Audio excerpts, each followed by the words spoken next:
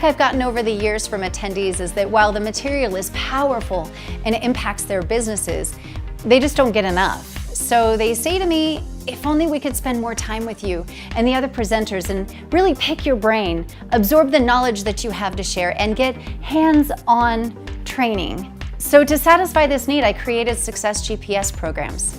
If you're here, it's because you want to succeed. Being the fact that it's a hands-on workshop, we are getting a ton of value in terms of gaining more clarity for our business and approaching ways to wow the clients and customers that we do have. Some of the Success GPS events are short, single-day experiences, a couple of hours, but our premier event is an extended, hands-on, experiential retreat.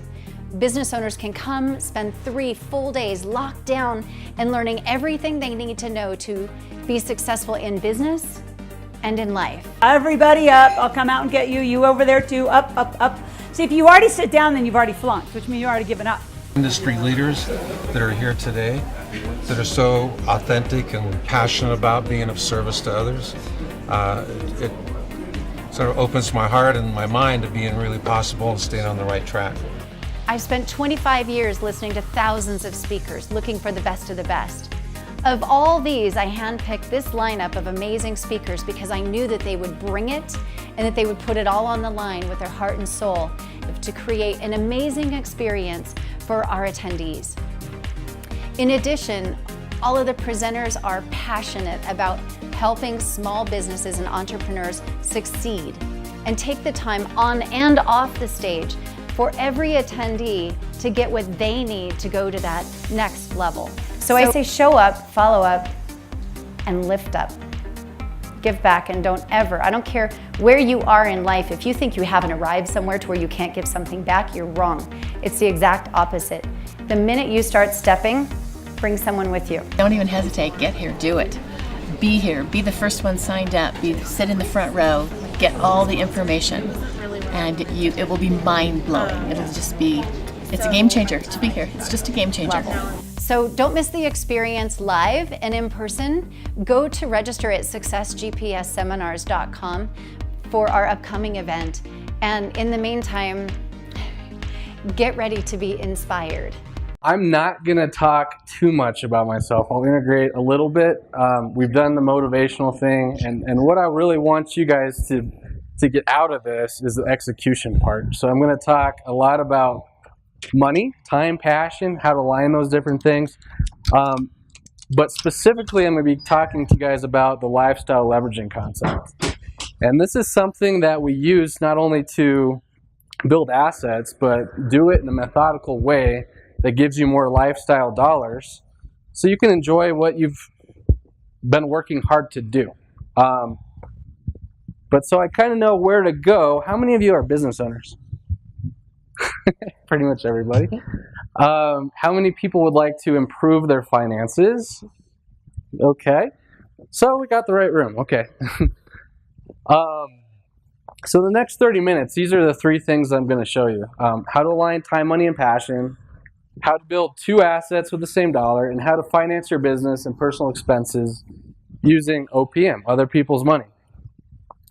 My promise to you is that I'm going to give you a proven strategy that can potentially save you thousands in long term if you follow it, depending on what season of life you're in and how long we're going to live here.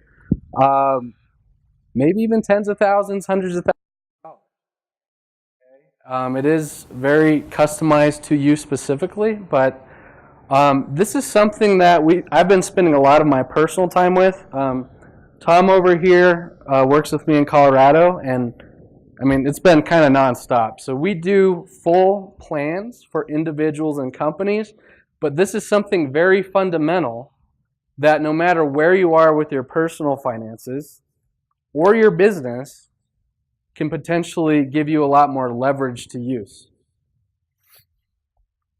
I'm going to get to what kind of things I can offer you here in a second, but we put this lifestyle leveraging concept under a full platform that we're still building.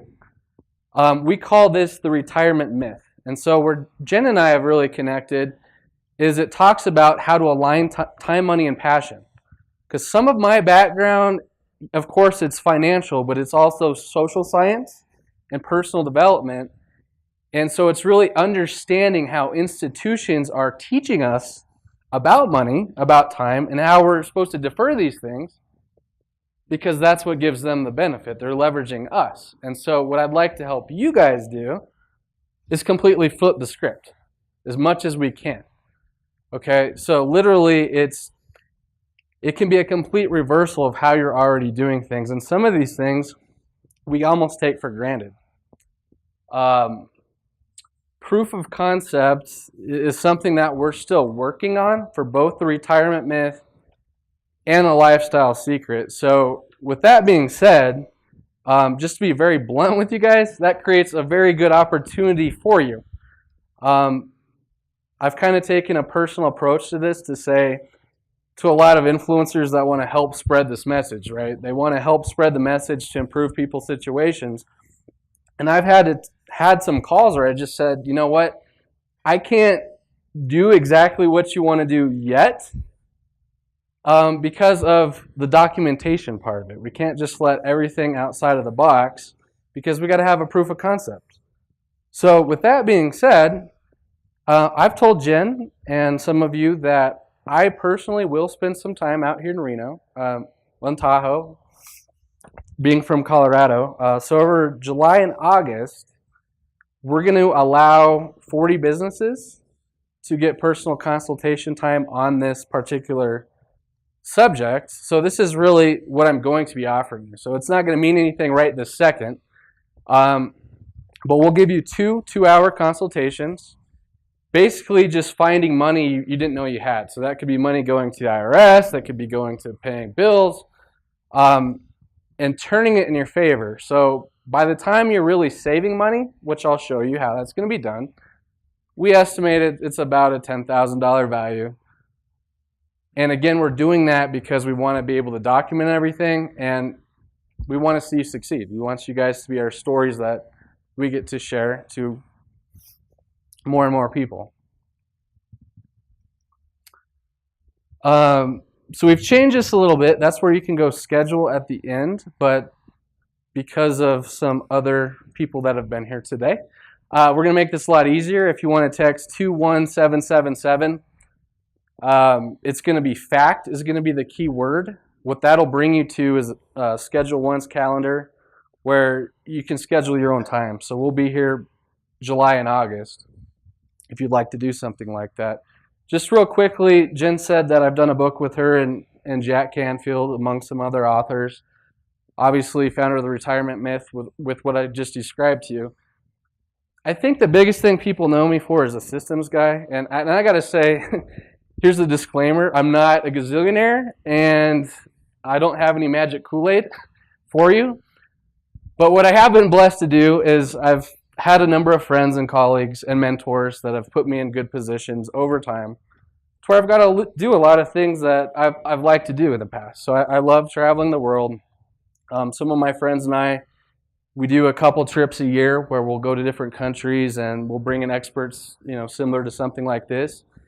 And we'll really learn from each other, but we'll also get that experience of giving back. So we'll go to like Guatemala, for instance, where they don't have water for the school, and we'll help provide water. We will do some adventurous kinds of things, so things you haven't done before, and that's particular to that culture. Just what we love to do. So my goal is to help as many of you do the same, and the fun part is you continually build friendships, and this is really about a long-term vision.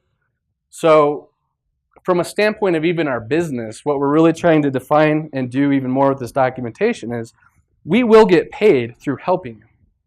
So we don't just give, like free consultations and there's not money coming. What happens is you guys being business owners, a lot of you, if you have a business, we're your employees. That's how you're treating us. If you have personal finances, that's all you're concerned about, you don't run a business, you're going to run your finances like a business, and we're still going to be your employees. So in other words, you are in the driver's seat to where we must improve your situation or we don't get paid. At least that's how it's positioned right now. And I think that works very well for you guys because that puts us in a collaborative environment. And it also puts you guys in the driver's seat to really change your thinking a little bit. So what ends up happening is when I describe this concept, it's one of several concepts that I think might alter little nuances into the way you think, and you'll have a number of questions. So I'm going to breeze through something that's fairly complicated, but I think we've not dummied it down, but made it very simple to at least grasp the basic concepts. And if you do have questions at the end, we can go through it, but that's really where the consultation's for. So there's going to be a lot of slides. If you have questions, I just make sure you write them down because there's no way to answer them all today. But the first thing is, what are your challenges? So these are just questions to kind of mentally give a yes or no to. Is most of money you or your business is making going right back to bills or taxes? You don't have to raise your hand, just yes or no. Does purchasing power seem limited? So the ability to buy things when you see opportunities or to invest because of limitations of getting enough credit or having cash on hand. Do money and time conflict with each other? Does reinvesting in your business or finances improving your lifestyle conflicting as well?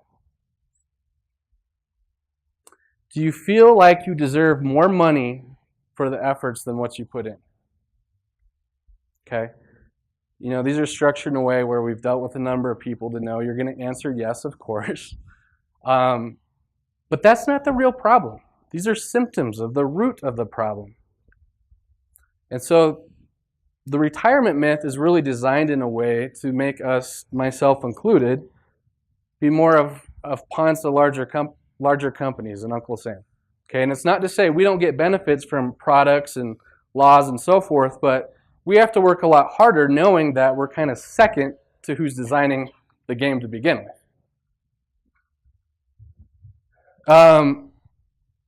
I've heard this several times, so I'm just going to put it up there. I don't think the exact amount of time needs to be relevant, but as you read this, it has been said that if all the wealth in the world is distributed equally, within 10 years, approximately 3% would control all the wealth. I wonder why that is. So the answer, for the most part, in my opinion, is banking. Okay, it's the functioning of money. In fact, this concept I'm about to show you in and of itself, if you take two successful families that would have been billionaires in the time when they created the wealth, the Vanderbilts and the Rothschilds. It's been said that most of the Vanderbilts, unfortunately, are not millionaires. Whereas the Rothschilds are all not only millionaires, but a lot of them are in the beast, billionaires. So what's the difference? The difference is the Rothschilds are a big part of the banking and understood how that works. So they even create within their family different rules of functioning to ensure that they're going to be successful. It's just a functioning of how money works. So here's what happens. The banks really is something we take for granted, where we put our money, and we fall into one of two categories.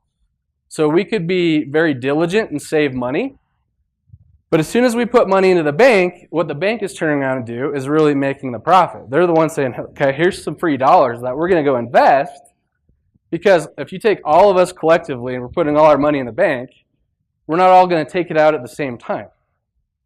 So they're going to make money on that volume, investing it themselves, and then when we take money out, basic expenses, a lot of times that's simply interest that the banks are making. On the debtor side, things like credit.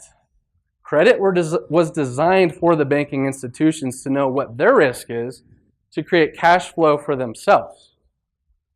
Okay, so they're dependent not only on getting money from us, but they need to make sure that we're not going to default on loans. So what they're doing is they're creating an asset out of nowhere to basically go back to themselves, and that pays for operations and any dividends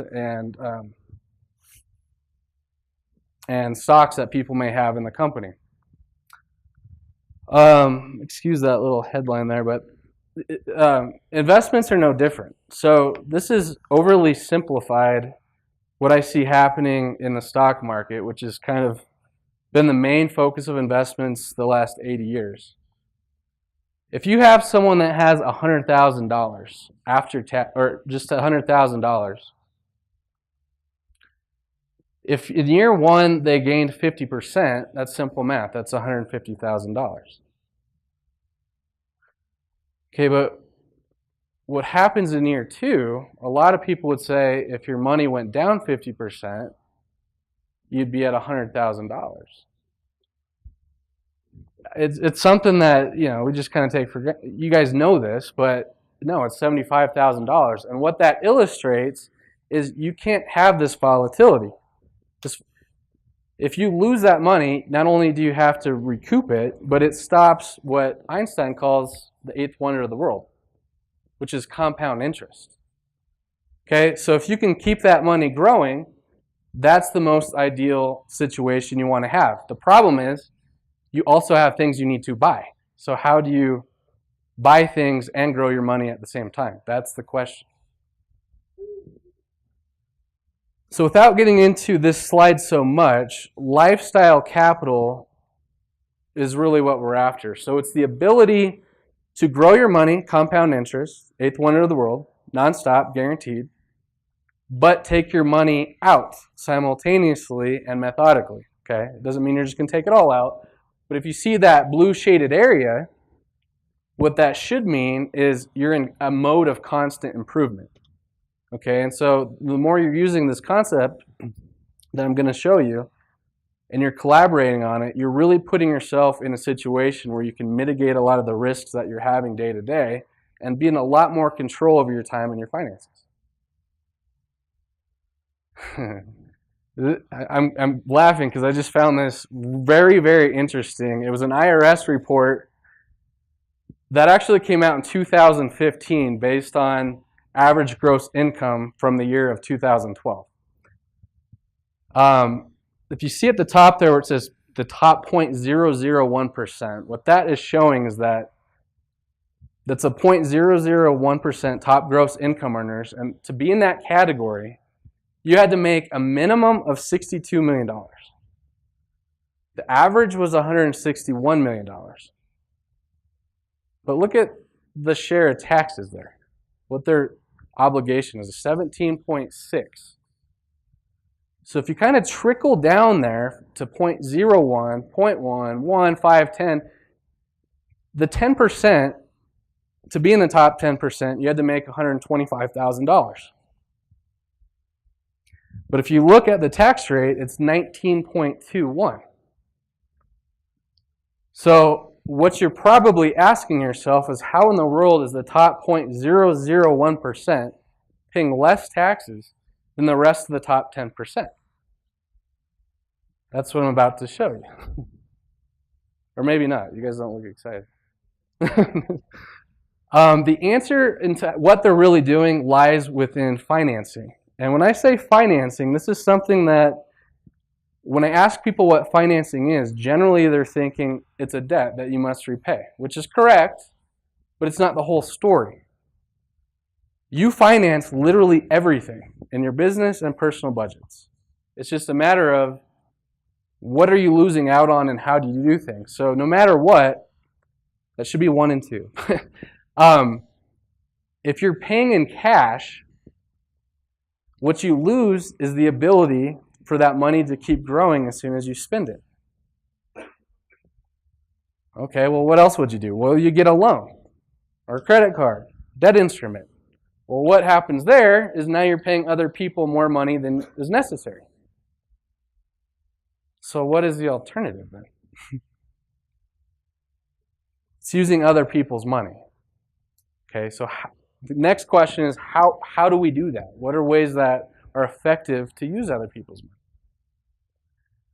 I'm going to get to that here in just a second, but I think since most of you are business owners, I'm going to walk you through an employee as well. It's understanding the game that you're in. So we're all likely in different seasons of business or in a different life cycle. But generally, if you're a startup company, you're going to have 1 or 2 problems. One is, as you make money, you're going to be reinvesting right back into the company. It's dollars you no longer have. If you're not doing that, then you might be delaying the growth of your company. It's one of the two problems. If you're growing your company, then there's a bad guy waiting to get into your pocket. That's usually Uncle Sam, but that could also mean you have now more friends and family members that are coming to you and asking for money. Maturity. The problem there a lot of times is there may be assets, but the company's kind of plateaued. So it's just they've lost their ability to innovate or create strategies that generate more dollars. And then if you're in the decline, of course, you just have to find a new strategy. Otherwise, you may not have a business. So what I'm going to do is take one particular industry. So this could apply to anything, but being in Colorado, we deal a lot with farmers and so forth. So I just happen to use farmers as today's story. So you have Eric the employee, Sarah the saver, Brad the borrower, Peter, we're going to call that paper wealth, and then Laura, lifestyle wealth. So the challenge is being an employee, as I'm sure a lot of you are aware, is you automatically have a general income ceiling as to what you can make. Okay, you might get bonused at the end of the year, quarterly or so forth, whatever that structure may be, but a lot of times the majority of your paycheck is already predetermined. Okay, and then the next problem that you're going to have is once you have a paycheck, it's not all yours, right? The first person that gets paid is Uncle Sam. Okay, so that leaves you with what you get to take home. Well, if you see that pie chart there to the right, in a general sense, this is about what you're going to find for an average American. 35% is going to go to debt, 18% transportation, 42% goes to bills, and you have 5% savings. If I break down two of those pieces, savings and debt, here's what just doesn't make sense, but what's happening for a lot of people. If you have Eric making $100,000 after tax, 5%, $5,000, but the debt he's paying is $35,000. The rate of return that you would need to get on $5,000 to offset that $35,000 is 700% for 1 year. Okay, so where you can get a 700% rate of return, pretty tough to do. So it's just the functioning of where is your money. Sarah the saver, her problem is going to be that, okay, I'm ready to start my business. I need to go get seeds. I need to get chemicals. So I'm going to have crops and I'm going to be able to protect them and go out and sell them. Great. Well, as soon as she does that, she goes back down to essentially nothing in terms of dollars. And she's going to want to say, how can I save more time to have an optimal crop share? So I'm going to go buy a tractor. So she buys a tractor. Goes back down to zero. Next thing, maintenance. Down to zero. Next thing, repairs. Down to zero. And then you're wondering, well, what was all that work for if I'm constantly back down to zero? I'm constantly working in my business for that next thing. And then there's something surprising or not, but your bottom line is essentially going through the cycle. Brad is the same story, but in reverse. So he's starting off with some debt obligation of some kind. Whatever those terms may be, he's automatically obliged to turn a portion of his paycheck right back over to the creditor that he owes. Okay, so he works to pay it off. He's really working for the creditor, right? Pays it off, he goes down to the next thing that he wants to buy once he's at zero, same cycle. Okay? Now, if you look at this, for some reason, sorry for these slides are showing up weird, but the liabilities is zero. So that says none. And then you have land at $1 million, real estate $1 million, machines $500K, supplies $200K. On paper, this doesn't look like there's an issue, right? I mean, the guy's debt free. Pretty sweet. I would agree that the next question, though, is, okay, what if, Peter's done something right to get to that position.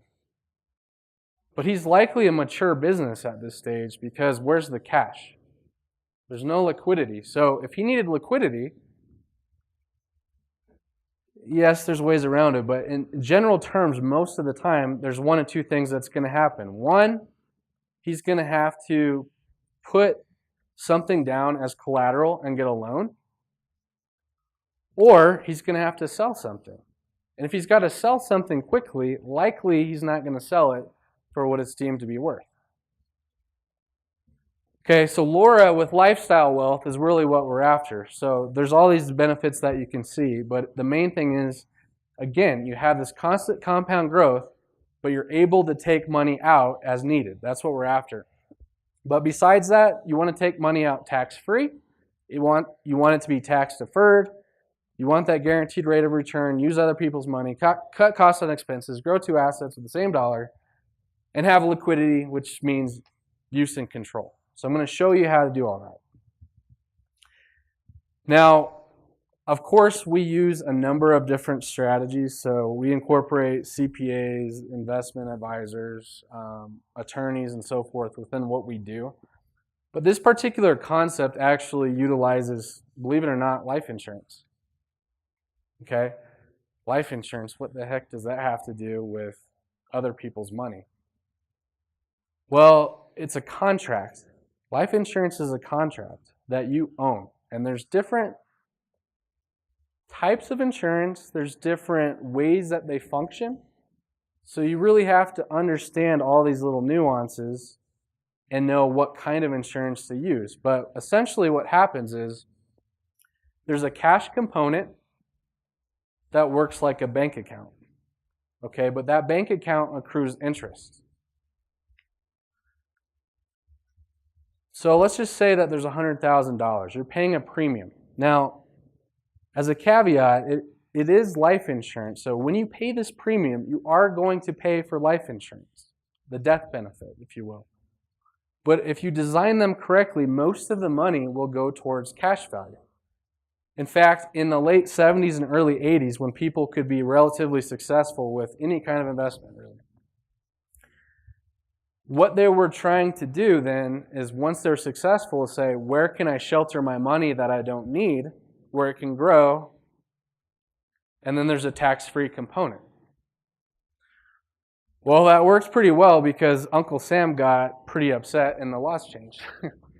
So what ended up happening is large companies, Uncle Sam went head-to-head, and then eventually they came to a conclusion that, okay, we're going to be forced to pay X amount of dollars for cost of insurance and still get the function of the cash value. And what would happen is that cost of insurance is now something that the insurance company profits on, and then they get taxed instead. So that's just kind of the story there. But we want to get in the functioning of, okay, well, how do you use this as lifestyle capital? So you have $100K in an account, and then what happens is this money grows generally with a dividend-paying component.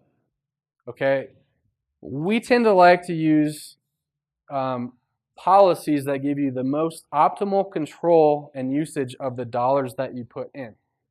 So what I mean by that is there's going to be a loanable component. So let's just say you needed $20,000. Well, if you need $20,000, what's going to happen is that money's going to come out tax-free as a loan from the insurance company. What's going to be happening on the cash value side is you're going to have a guarantee of some kind of growth. You know, a good number right now is approximately 4%, and you're probably not looking at much more than 6% by the time you get dividends paid to you. But I don't want us to focus on the interest rate. I just want you to know that's what's happening. So that $100,000 is growing somewhere between approximately 4 to 6%. But you're taking out a loan for $20,000, of which you can pay back or not pay back, because you are the bank in this scenario. Now, I'd have a recommendation that you do pay it back, and I'll get to that in a second. But what you just did there is, if you were to use your own cash, if you spent $20,000 out of your $100,000, you would have had $80,000. But keep in mind that $100,000, is still growing. Okay?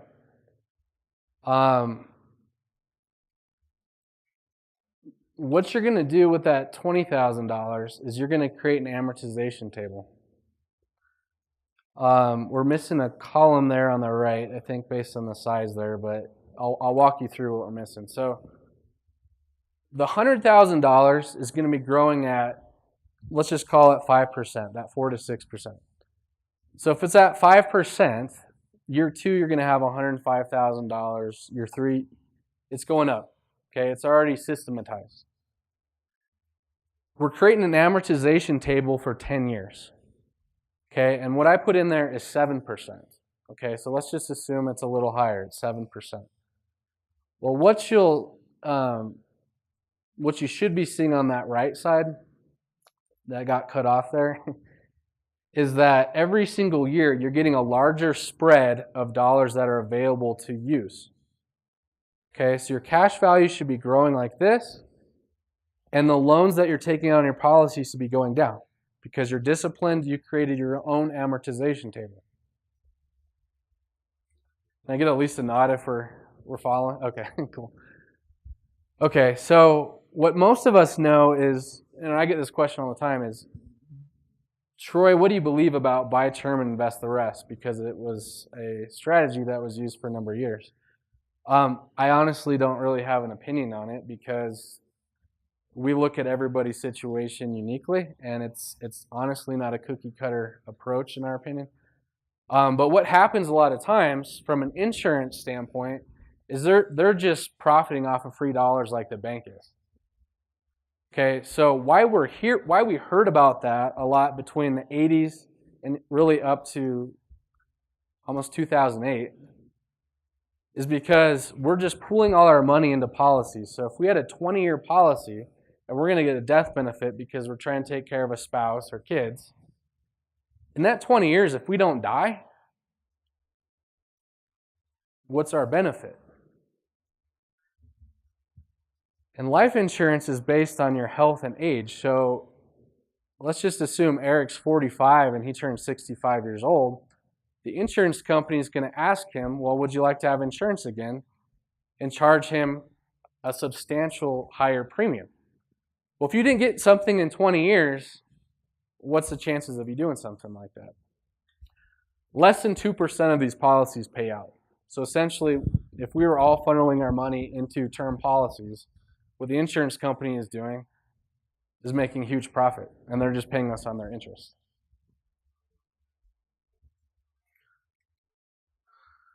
But here's one thing that happened in 2008 that actually helped us.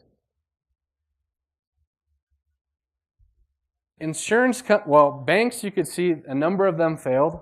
Insurance companies a lot of times have larger asset bases, but even still, they proved they could fail. So even though there was bailouts and so forth, and that's a whole different conversation, insurance companies had to be a lot more innovative to the 99% of us that are out there. And so what they started to do is market concepts that have been used for a number of years from people, or what I'm showing you. It's been around since Benjamin Franklin, Walt Disney's used it. A number of people have used it, but there's only certain demographics where it's generally taught. Okay, and coming from the industry, I'll just tell you, a lot of what is taught is just a conditioning from what the institutions want to capture dollars to invest. Okay, so in 2008, they started marketing what we're calling the lifestyle leveraging concept to the rest of America. They also incorporated things that didn't exist before, or at least not to the extent of all three of these things. So with people losing a lot of money by not getting any benefit other than 20 years, they started to say, okay, well, if you have a situation where you're terminally ill or in a long-term care situation, you can actually leverage the death benefit while you're alive. So if you got sick, for example, and say your health insurance is covering 80% of your bills, but you have a $100,000 health bill. Well, if you have a death benefit of $500,000, for example, they will pay you at a discount of that $500,000. So maybe you qualify between 30 and 80%, so they give you $300,000. Well, why would they do that? Well, number one, as we put in dollars into the company, they're still reinvesting. But if they have, or if they deem that you're going to be a higher risk to pass away, they're just saying, we won't pay you 100%. We'll let you take the $300,000 and cut our losses, and you can do with whatever you want with it while you're alive. Okay? And also there is a death benefit. So this next slide that I'm going to show you after this is going to be a little bit morbid, but whatever you have in a policy, let's just say your cash value is $100,000. Your death benefit is guaranteed to be higher than that $100,000. Okay? So where that comes into play is for your business. It comes into play for your family. A lot of times you see people pass away and there's no money. Well, you can literally create a higher estate out of thin air. So let's just say Laura's 38 years old, or a female 38, and this is dragging on to age 72. Well, this is based on putting in $72,000 a year. Okay, so you don't have to get too caught up in the numbers, but what's happening is that there's a cost of insurance, and then there's the rate of return you're getting. So the cash surrender value shows how the cash is growing through the years, and then it shows how the death benefit grows with it. So if someone were to pass away early on in the policy, the arbitrage between the money you put in and the death benefit would be, in this case, 3,102%. Okay, now that's going to decline through the years because of your likelihood to die, but even dragging it out 35 years, in this case, is a little over 250%. And that all goes tax-free to any beneficiary that you would stipulate within the contract. Now what's cool is not only can you use this for business, but you can use it a lot for your full family. Okay, so I don't want to be overly simplistic, but if you use like the Rothschilds as an example, they really get their whole family involved in planning. So they will actually have annual meetings and so forth with different family members. And you'll create different strategies to sustain dollars between your family members. So if you can create money knowing that there's going to be a death benefit, then that goes to the next generation. Well, that next generation is not going to be Eric, where you're having to get a 700% rate of return to offset interest, because you already have the cash. If you need the money while you're alive, there's a cash value component that's working and growing more and more each single year. So you're getting a lot of leverage no matter how you're using the policy. Now, there is going to be challenges that you want to create if you use this concept. So the more and more people are able to save money, what's cool is you can actually start to expense things right away and cut out your budget. Okay, so I'm going to use a phone bill as an example. Let's just say your phone bill is $300, $3,600 a year. A lot of times, if you negotiate with a vendor and say, I'm going to pay for a whole year up front as opposed to monthly, they may give you a discount. So let's just say the phone bill company says, okay, we'll give you a contract where you pay $3,000 up front. Well, if you pay that $3,000 up front, not only are you saving $600 you would have otherwise spent, but you would actually be using the insurance company's money to pay for your phone for the whole year. And now that $3,600 you were planning on spending, you're putting right back into a policy that has guaranteed growth already built into it. The key is the discipline and understanding of the concept, because if you're only using X percent, then you're guaranteed to have that lifestyle capital that goes like this, where you're getting a wider spread of money that you can use. I don't expect you to completely follow me on this because this is kind of getting into 102, 103. But Nevada is a great example of a state where you can transfer more money personally into a policy. And if you ever get sued with your business, the cash value of an insurance policy is protected. Actually, double check this with an attorney in Nevada, but my understanding is it's actually 100%. Where I'm from in Colorado, it's only $50,000. Okay. Now, here's what's cool about it is you can leverage between your business and personal. You could actually transfer $1 million in income, whatever, regardless of the time period, over to yourself personally. Take a loan from your policy, just call it 4 3/4%. Loan your business a little bit above that 4 3/4%. So now you're gaining 1.25%, 1.25% extra. And then you have cash value that's guaranteed to grow personally, but then you also buy a tractor. Okay, so that tractor might generate more dollars for your business. So you got leverage going back and forth. So almost done here. So these are the 3 things I promised. So basically by creating lifestyle dollars, that's what allows you to align time, money, and passion. By using other people's money, that's where you can build 2 assets, so the personal and business assets simultaneously. And then you can start to expense things out of your budget to hopefully go from a phone bill to working in most of the things that you want to do, like go on vacation, add in a car payment or a down payment on a home, those kinds of things.